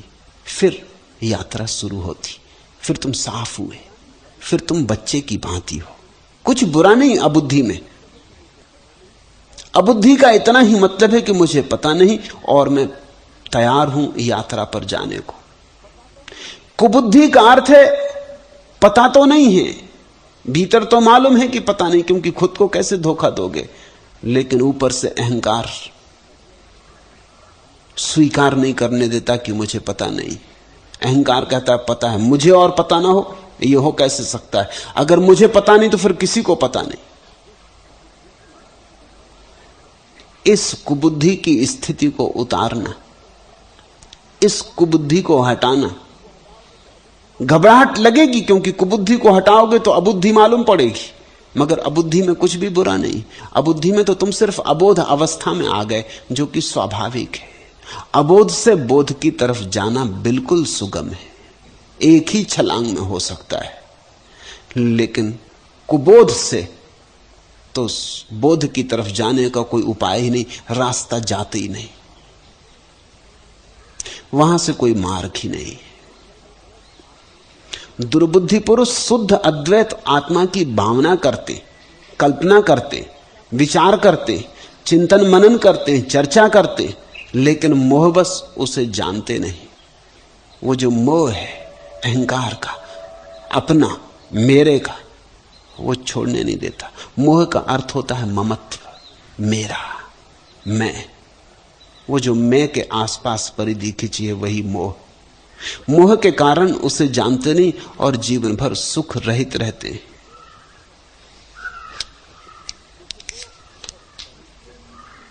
दुख को बहुत सहेज के रखना पड़ा हमें। सुख तो किसी कपूर की टिकिया सा उड़ गया। अब सबसे पूछता हूं, बताओ तो कौन था वो बदनसीब सख्त जो मेरी जगह जिया? तुम जीवन के अंत में एक दिन पूछोगे, जीवन के अंत में एक दिन तुम कहोगे। ये पंक्तियां तुम्हारे जीवन का अंतिम सार निचोड़ हो जाएंगी अगर चौंके नहीं, समय पर जागे नहीं। दुख को बहुत सहेज के रखना पड़ा हमें, और कुछ है ही नहीं तो रखो भी कि क्या सहेज के? जो है उसी को तो रखोगे। दुख ही दुख है, उसी को सहेज के रखते हो। किसी ने गाली दी थी 20 साल पहले, अभी भी सहेज के रखे हुए हो। पागलपन की भी कोई सीमा होती, गाली भी कोई सहेज के रखने की बात है। कोई दुख हो गया था, भूलते ही नहीं, घाव को कुरतते रहते हो ताकि घाव हरा बना रहे। और कुछ है भी नहीं, सहेज के क्या रखोगे? कुछ ना हो तो आदमी तिजोरी में कंकड़ पत्थर ही रख लेता, कम से कम एहसास तो होता है कि कुछ है, बचता तो रहता है, आवाज तो होती रहती, खोल कर देखता है तो भरापन तो मालूम होता है। दुख को बहुत सहेज के रखना पड़ा हमें, सुख तो किसी कपूर की टिकिया सा उड़ गया। सुख तो है ही इतना क्षणभंगुर, झलक दिखती है और चला जाता, कपूर की टिकिया सा उड़ गया। अब सबसे पूछता हूं, बताओ तो कौन था वो बदनसीब शख्स जो मेरी जगह जिया? जीवन के अंत में तुम पूछोगे, कि वो कौन था जो मेरी जगह जिया, क्योंकि तुम तो कभी जिए ही नहीं, तुम तो कभी वस्तुतः प्रकट ही ना हुए, तुम तो धोखे में रहे। तुम तो जो नहीं थे वो तुम मान लिए, और जो तुम थे उसको छिपा के रखा। अब सबसे पूछता हूं, बताओ तो कौन था वो बदनसीब शख्स जो मेरी जगह जिया। ऐसा दुर्भाग्य का क्षण ना आए, इसके लिए अभी से सजग हो जाओ।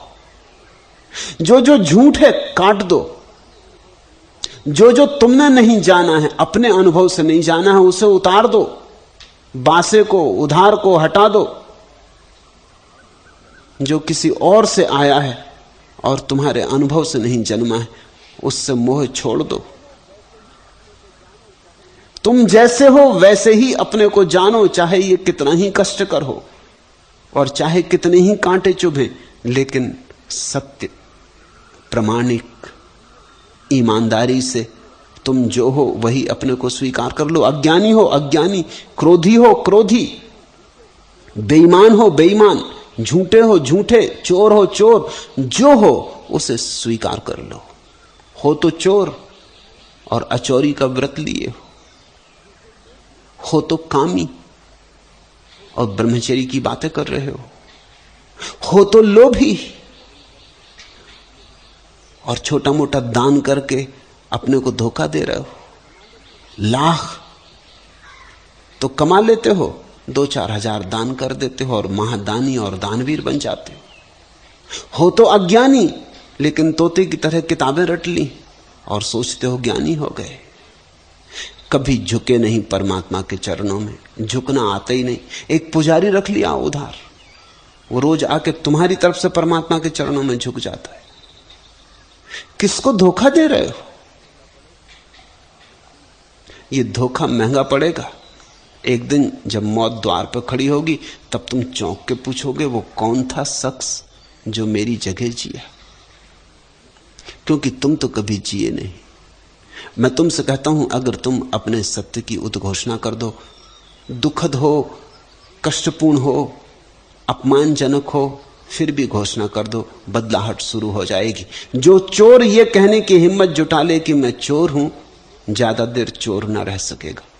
चोर रहने के लिए अचोरी का व्रत लेना अनिवार्य रूप से जरूरी है, इसलिए तो लोग अणुव्रत लेते।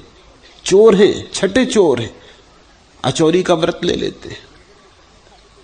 झूठे हैं, मंदिर में कसम खा लेते समाज के सामने कि सच बोलने की कसम लेता हूं।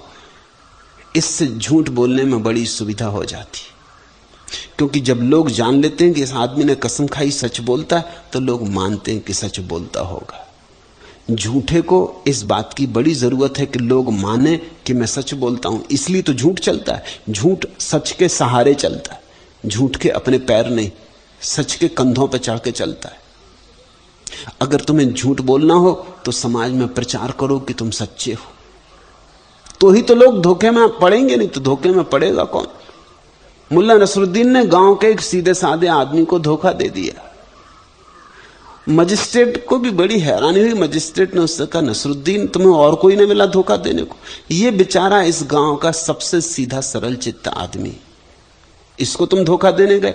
नसरुद्दीन का हुजूर और किसको देता, यही मेरी मान सकता था। और तो गांव में सब लफंगे, वो तो मुझे धोखा दे जाए।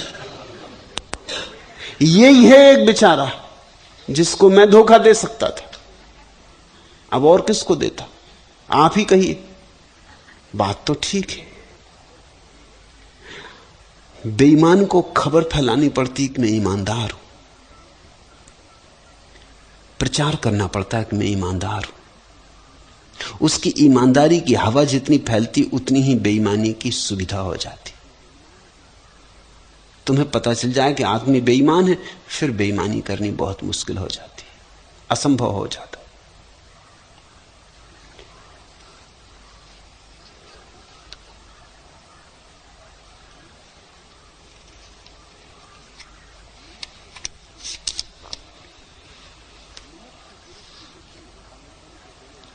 मुमुक्षु पुरुष की बुद्धि आलंबन के बिना नहीं रहती। मुक्त पुरुष की बुद्धि सदा निष्काम और निरालंब रहती। मुमुक्षो बुद्धि आलंबम अंतरेण न विद्यते। मुमुक्षु पुरुष की बुद्धि आलंबन के बिना नहीं रहती। मन बिना आलंबन के नहीं रहता। मन को कोई सहारा चाहिए। मन अपने बल खड़ा नहीं हो सकता। मन को उधार शक्ति चाहिए, किसी और की शक्ति। मन शोषक है। इसलिए जब तक तुम सहारे से जियोगे, मन से जियोगे। जिस दिन तुम बेसहारा जियोगे, उसी दिन तुम मन के बाहर हो जाओगे। और इस बात को ख्याल में लेना कि मन इतना कुशल है, उसने मंदिर के भी सहारे बना लिए। पूजा पाठ, यज्ञ, हवन, पंडित, पुरोहित, शास्त्र। परमात्मा भी तुम्हारे लिए एक आलंबन है। उसके सहारे भी तुम मन को ही चलाते हो। तुम मन की कामनाओं के लिए परमात्मा का भी सहारा मांगते हो कि हे प्रभु, अब इस नए धंधे में काम लगा रहे हैं, ख्याल रखना। शुभ मुहूर्त में लगाते हो, ज्योतिषी से पूछ के चलते हो कि प्रभु इस किस क्षण में सबसे ज्यादा आशीर्वाद बरसाएगा, उसी क्षण शुरू करें, मुहूर्त में करें। तुम परमात्मा का भी सहारा अपने ही लिए ले रहे हो। ख्याल करो, जब तक तुम परमात्मा को सहारा बनाने की कोशिश कर रहे हो, तुम परमात्मा से दूर रहोगे। जिस दिन तुमने सब सहारे छोड़ दिए, उस दिन परमात्मा तुम्हारा सहारा है। बेसहारा जो हो गया, परमात्मा उसका सहारा है। निर्बल के बलराम, जिसने सारी बल की दौड़ छोड़ दी।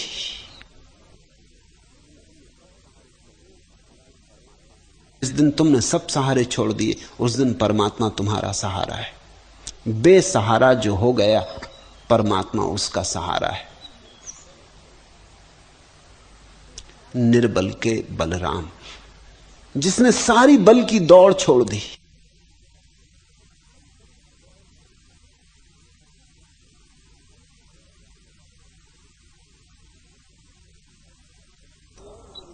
जिसने स्वीकार कर लिया कि मैं निर्बल हूं, असहाय हूं और कहीं कोई सहारा नहीं, सब सहारे झूठे और सब सहारे मन की कल्पनाएं। ऐसी असहाय अवस्था में जो खड़ा हो जाता है, उसे इस अस्तित्व का सहारा मिल जाता है। मुमुक्षु पुरुष की बुद्धि आलंबन के बिना नहीं रहती। मुमुक्षो बुद्धि आलंबम अंतरेण न विद्यते।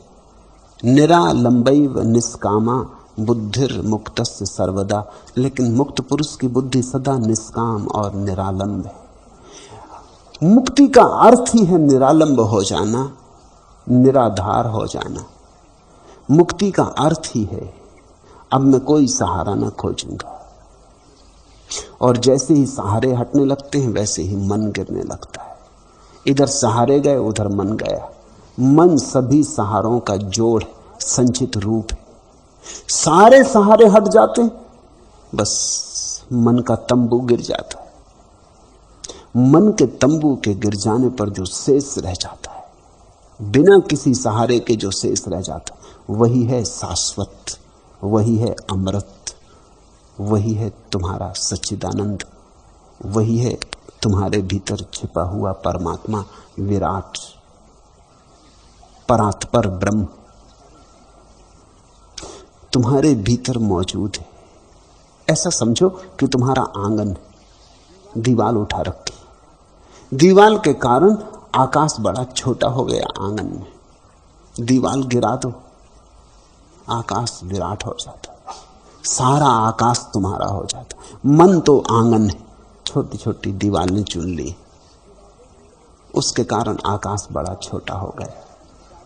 गिरा दो दीवारें, हटा दो दीवारें, तोड़ दो परिधि, गिरा दो परिभाषाएं, तत्क्षण तुम्हारा आकाश विराट हो जाता है। तत्क्षण सारा आकाश तुम्हारा है। इस आकाश के उपलब्ध हो जाने का नाम ही मोक्ष है। ये सारे सूत्र मुक्ति के सूत्र हैं। एक एक सूत्र मुक्ति की एक एक अपूर्व कुंजी। इन पर खूब ध्यान करना, इनको बार बार सोचना, विचारना, ध्यान करना, इन पर बार बार मनन करना। किसी दिन, किसी क्षण में इनका प्रकाश तुम्हारे भीतर प्रवेश हो जाएगा। उसी क्षण खुल जाते द्वार अनंत के, अज्ञात के। उसी क्षण तुम मेजबान हो जाते, प्रभु तुम्हारा मेहमान हो जाता। बनो आतिथे, अतिथि आने को तैयार है। आज इतना।